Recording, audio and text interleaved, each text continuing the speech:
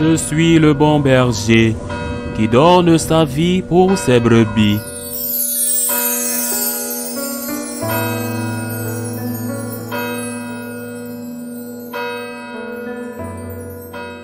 En ce jour-là, Jésus sortit de la maison et il était assis au bord de la mer. Auprès de lui se rassemblèrent des foules si grandes. Il monta dans une barque où il s'assit. Toute la foule se tenait sur le rivage. Il leur dit beaucoup de choses en paraboles. Voici que le semeur sortit pour semer. Comme il semait, des grains sont tombés au bord du chemin et les oiseaux sont venus tout manger. D'autres sont tombés sur le sol pierreux où ils n'avaient pas beaucoup de terre. Ils sont levés aussitôt parce que la terre était peu profonde. Le soleil s'étant levé, ils sont brûlés et, faute de racines, ils sont séchés. D'autres sont tombés dans les ronces ont poussé et les ont étouffés. D'autres sont tombés dans la bonne terre et ils ont donné du fruit à raison de 100 ou 60 ou 30 pour un. Celui qui a des oreilles, qu'il entende. Acclamons la parole de Dieu. Demeurer en Christ, qu'est-ce que la vigne? Demeurer en Christ pour l'amour à Christ, c'est-à-dire le sarment uni à la vigne pour l'amour de la vigne, et demeurer en Christ pour porter du fruit en abondance.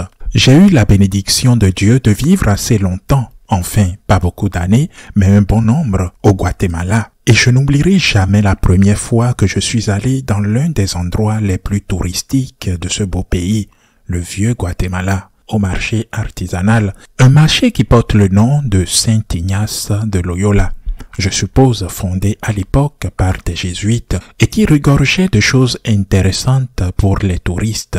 Ce qui a retenu mon attention, ce n'était pas seulement l'artisanat qui était vendu, mais le fait que presque tous les stands étaient équipés d'une radio.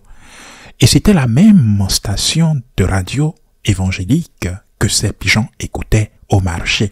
Au Guatemala, je ne sais même pas si plus de la moitié de la population est membre d'une secte évangélique. Ces gens simples qui vendaient des choses aux touristes étaient constamment connectés à une radio évangélique.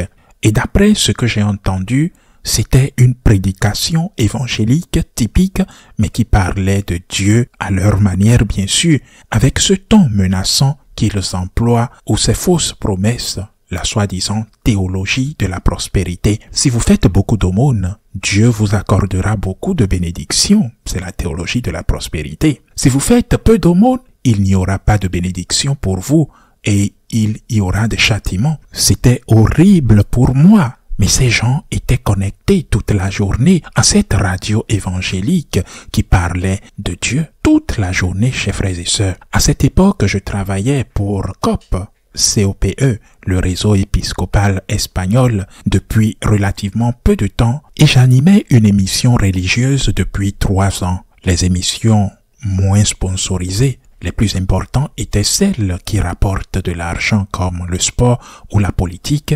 On y parlait de Dieu, de la messe et des sujets très spécifiques. Je ne sais pas si les choses ont changé aujourd'hui, et j'en suis sûr, mais je donne l'exemple parce que le Christ doit être au centre de notre vie, parce que c'est le Christ qui touche nos cœurs, c'est le Christ qui doit être au centre de l'Église, l'Église comme corps mystique de Christ, et l'Église n'a pas d'autre but, pas d'autre sens, pas d'autre raison d'être que de proclamer le Christ, de parler du Christ, de le mettre en avant. On pourrait dire qu'une station de radio doit gagner de l'argent pour pouvoir financer toutes sortes d'émissions. Je ne vais pas juger maintenant, car ce n'est pas le moment et je ne pense pas devoir le faire, mais je tiens à le préciser. Les stations de radio protestantes parlent tout le temps de Dieu et d'ailleurs, elles gagnent de l'argent avec une méthode que je désapprouve totalement.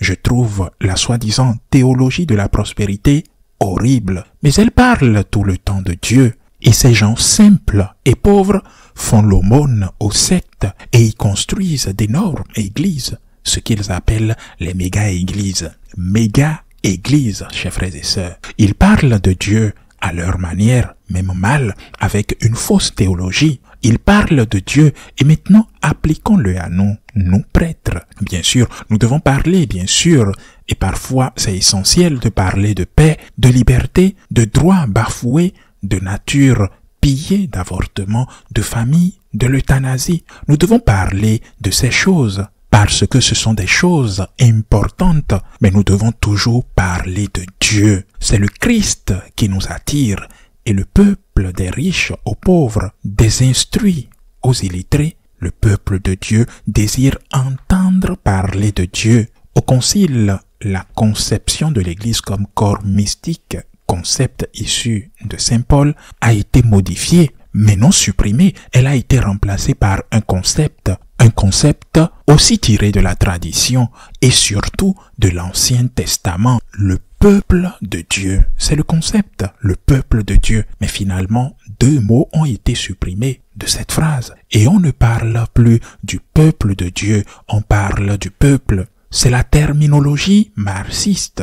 Le peuple dit, le peuple veut, ou le peuple. Les gens ont des opinions. Ils croient que l'Église doit changer. Mais le peuple, nous devons être là pour lui. Mais il est le peuple de Dieu.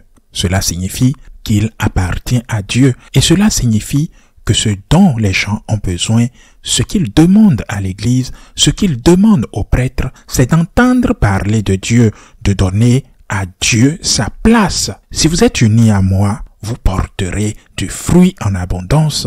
Ce sont les paroles de Jésus et nous sommes unis à lui par la prière, par les sacrements. Voilà l'union personnelle que du pape jusqu'au dernier des nouveaux baptisés, nous devons appliquer et pratiquer. Mais le Seigneur nous dit aussi par cette phrase, puisqu'il parle de porter du fruit, vous porterez du fruit en abondance.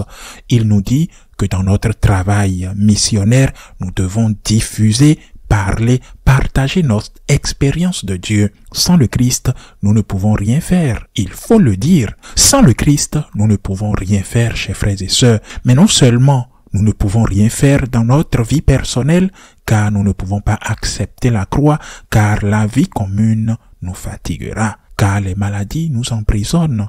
Les nuits blanches d'été sont difficiles à supporter sans le Christ. Et ce n'est pas tout. Vous ne pouvez rien faire. Dans cet évangile, il s'agit de mission d'évangélisation. C'est pourquoi j'ai tant aimé les premiers mots du pape Léon dès le début, dès le moment où il est apparu au balcon de la place Saint-Pierre.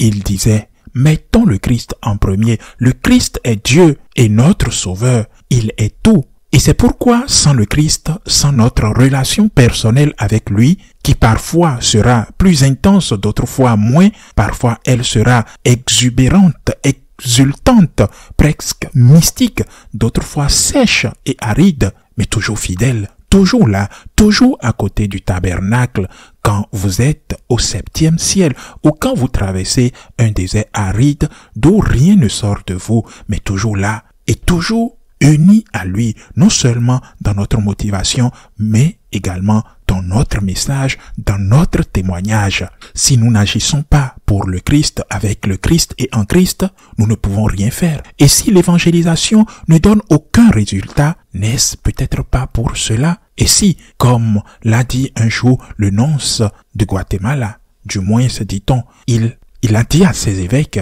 il y a des années, vous avez fait un choix pour les pauvres, et les pauvres ont fait un choix pour les sectes. Ces sectes qui pratiquent la théologie de la prospérité, c'est vraiment horrible. Et pourquoi les gens se tournent vers ces sectes? Parce que ces sectes les prétendent parler de Dieu. Et que faisons-nous? Nous devons donc revenir à l'essentiel. Parlons de Dieu. D'une certaine manière, cela me gêne profondément. Mais entre entendre parler de Dieu et entendre parler de matchs de football, ne trouverez-vous pas étrange que tant de gens préfèrent entendre parler de Dieu? Il y a peut-être du temps pour les matchs de football, mais seulement, ou surtout, ou quand cela rapporte le plus.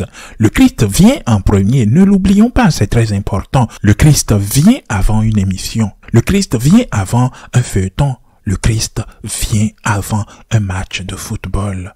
C'est très important. Le Christ vient en premier, c'est-à-dire à la place la plus importante, même si cela ne rapporte pas de l'argent, car au final, à quoi sert un homme de gagner le monde entier s'il perd son âme? À quoi sert l'Église d'être riche si chaque année elle paie plus de fidèles? À quoi cela sert-il? Réfléchissons à notre vie. Prenons conscience et mettons Jésus-Christ, notre Sauveur, en première position. Ainsi soit-il.